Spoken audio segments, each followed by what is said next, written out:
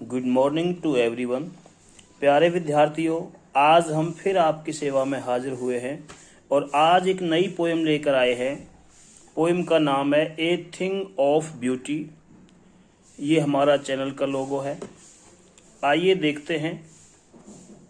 देखिए, पोएम पढ़ने के लिए हमें लाइन बाय लाइन और वर्ड बाय वर्ड मीनिंग को समझना होगा, तभी हम उसके भाव को समझ सकते हैं। तो पोइट इस पूरी पोएम में क्या बताना चाहता है? पोइट ये कहना चाहता है कि इस धरती पर जो हमारा जो रहने का जो कारण है वो सिर्फ ब्यूटी है।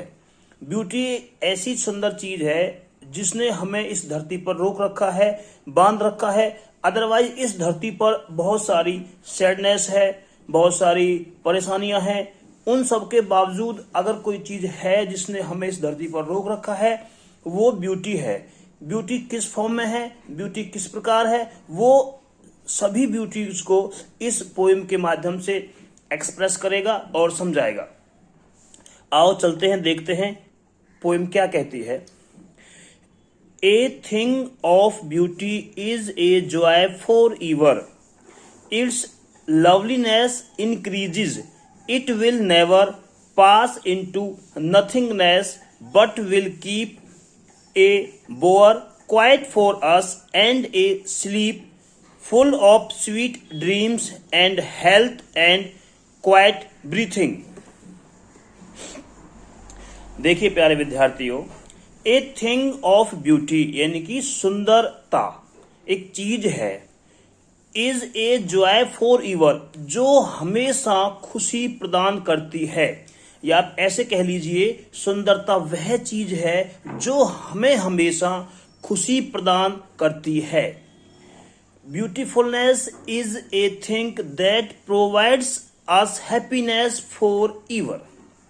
नेक्स्ट देखिए, इट्स लवलीनेस, इट्स किसके लिए आया है? सुंदरता के लिए। इसकी जो प्यारापन है, इसकी जो सुंदरता है, इंक्रीजेज, वो बढ़ती है। It will never pass into nothingness, it will never, pass माने गुजरना, चला जाना, इनटू नथिंगनेस का मतलब होता है लूज इट्स बीइंग, मतलब अपने अस्तित्व को खो देना।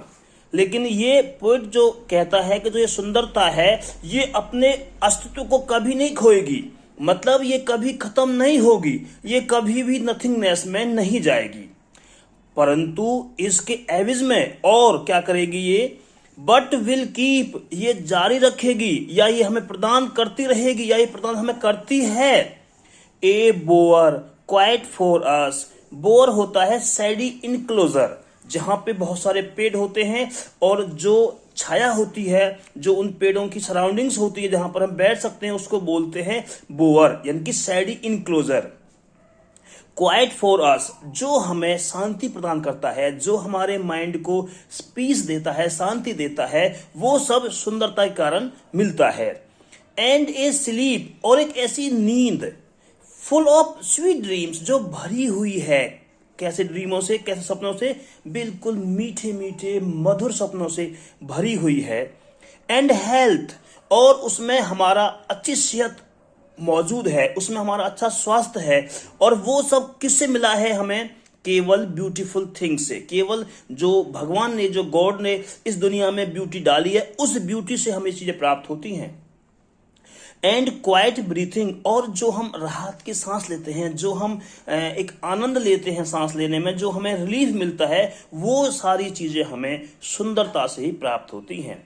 प्यारे विद्यार्थियों, इन लाइनों में कवि ये कहना चाहता है कि भाई जो सुंदरता है हमारे लिए क्या है, वो हमें क्या देती है। नेक्स्ट देखिए, आगे चलते हैं। Therefore on every morrow are we wreathing a flowery band to bind us to the earth, spite of despondence of the inhuman dearth, of noble natures, of the gloomy days, of all the unhealthy and over-darkened ways, made for our searching. Yes, in spite of all, देखते हैं। Therefore every marrow means होता है morning कह लीजिए या following day की morning कह लीजिए, मतलब आने वाला कल, यानी कि प्रत्येक जो आने वाला कल है, इसलिए ऑन एवरी मैरो, इसलिए प्रत्येक जो आने वाला कल है, आर वी रेदिंग, जिसमें हम लपेटे हुए हैं, जिसमें हम जी रहे हैं, वो सुंदरता के कारण ही हमें प्राप्त होता है। और सुंदरता वो चीज है जिस जैसे हमें हमको पृथ्वी से बांधा हुआ है। कैसे बंधन में? फ्लावरी बैंड टू बाइंड, एक ऐसा फूलों का हार कह लीजिए, फूलों का एक माला कह लीजिए, जिससे हम बंधे हुए हैं पृथ्वी से। यानी कि सुंदरता वो फूलों की माला है जिसने हमको पृथ्वी से बांध रखा है।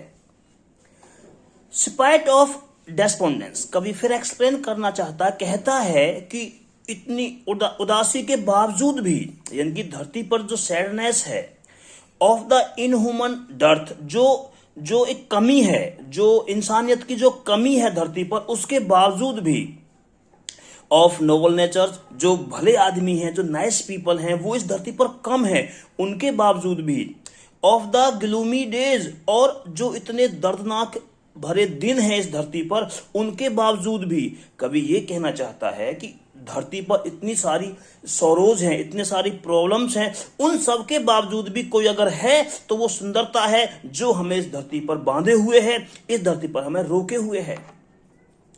ऑफ ऑल अनहेल्दी, जो भी हमारे अनहेल्दी चीजें हैं, जो भी हमारे लिए हार्मफुल चीजें हैं, जो भी हमारे स्वास्थ्य के लिए ठीक नहीं है, एंड ओवर डार्कन्ड वेज, और वेरी मिस्टीरियस थिंग्स, जो ऐसी रहस्यमय चीजें हैं जिनको हम कोशिश करने के बावजूद भी, मेड फॉर अवर सर्चिंग, हमारी सर्च करने के बावजूद भी, हमारे प्रयत्न करने के बावजूद भी हम उनको समझ नहीं पाते हैं। यस, हाँ, इन स्पाइट ऑफ ऑल, इन सब के बावजूद, इन सब के बावजूद, सम से फॉर ब्यूटी, केवल सुंदरता ही वो चीज है, दैट मूव्स अवे द पाल, जो हमको कठिनाइयों से दूर ले जाती है, जो हमें मुसीबतों से दूर ले जाती है, फ्रॉम आवर डार्क स्पिरिट्स, और हमारी जो आत्मा पर, हमारे जो मन पर, हमारे जो जिगर पर जो उदासी, जो अनहैप्पीनेस छाई हुई है, उसको वो सुंदरता ही रिमूव करती है, हटाती है। तो इट मीन्स जो सुंदरता का जो रोल है वो हमारे दिल दिमाग पर बहुत ज्यादा है। कवि के अनुसार अगर सुंदर चीजें नहीं होंगी, सुंदरता नहीं होगी, तो हमारा इस धरती पर जीवन रहना बेकार है, या हम इस धरती पर नहीं रह सकते। लास्ट स्ट्रेंजर देखिए। अब इस स्टेंजा में वो डिस्क्राइब करता है कि भाई सुंदर जो चीजें हैं वो कौन कौन सी हैं, हमें कहां कहां से हैप्पीनेस मिलती है, कहां कहां से हम सुंदरता का दर्शन होता है। देखिए प्यारे विद्यार्थियों, such the sun, the moon, trees old and young, sprouting a shady boon. कहता है सच ऑफ दिस टाइप, इस तरीका की जो सुंदरता है वो इस तरीके से हमें प्राप्त होती है। कहां से मिलती है? सन, जो सूर्य है, जिसको हम सूर्य भगवान भी कहते हैं, द मून, चंद्रमा जो है वो हमारी सिंबल ऑफ ब्यूटी है, ये हमारे ब्यूटी के प्रतीक है। ट्रीज ओल्ड एंड यंग, पेड़ जो भी, चाहे वो पुराने हों चाहे नए हों, वो सारे पेड़ क्या किसके सिंबल हैं? All these are symbols of beauties. Sprouting a shady boon, जो स्प्राउटिंग मतलब उगाते हैं, पैदा करते हैं, प्रोड्यूस करते हैं छाया। बून प्रेयर कह लीजिए, या हमारे लिए ब्लेसिंग्स कह लीजिए, हमारे आशीर्वाद देते हैं जिससे हमें सुकून मिलता है। किसके लिए है? फॉर सिंपल शीप, जो भोली भाली इनोसेंट भेड़े हैं। भेड़े मीन्स मतलब जो इंसान जो है, उसने बता दिया कवि ने कि भाई जो हम इंसान है या भेड़ के रूप में है, उन सब के लिए परमात्मा ने सुंदर सुंदर चीजें दी हैं। वो सन के रूप में है, मून के रूप में है, पेड़ों के रूप में है, जो हमें सुकून देते हैं। एंड सच आर डैफोडिल्स, और इसी कड़ी में वो आगे कहता है कभी, सच आर डैफोडिल्स, इसी टाइप के डैफोडिल्स है, यानी कि नरगिस के फूल है। प्रकृति ने हमें विभिन्न प्रकार के फूल दिए हैं जिनसे हमारे दिल को, दिमाग को सुकून मिलता है। With the green world they live in, with the green world they live in, वो इस हरी भरी दुनिया में, हरे भरे संसार में रहते हैं। वो हम रहते हैं, और ये हमारी सुंदरता भी इसी हरे भरे संसार में रहती है। और ये चीजें हैं जो हमें इस पृथ्वी को छोड़ने के लिए मतलब मजबूर नहीं करती है, हम इससे बंधे हुए हैं।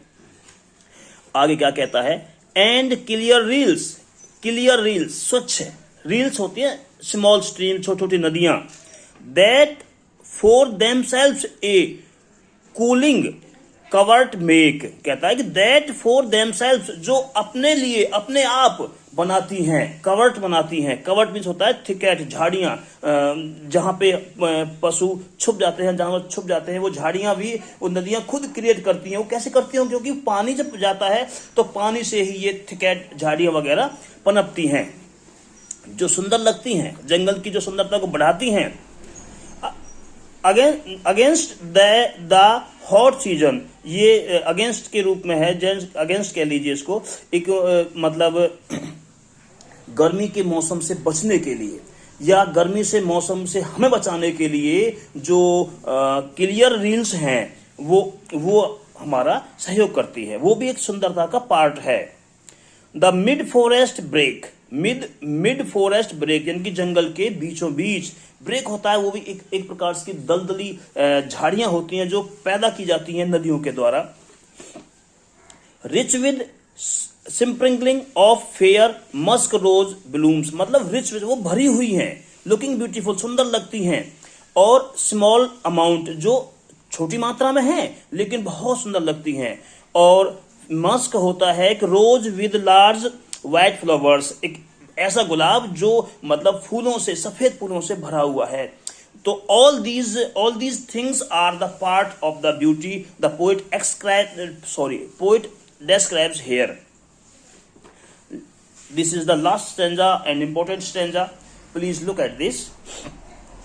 And such, अब कहता है और उसी क्रम में, जो सुंदरता को उसने बखान किया है कवि ने, भाई जो सुंदर चीजें हैं उसी क्रम में, too is the grandeur of the dooms होता है गॉड जजमेंट ऑन ह्यूमन, मतलब भगवान ने जो हमारे लिए निर्णय लिया है उसको डूम्स कहते हैं।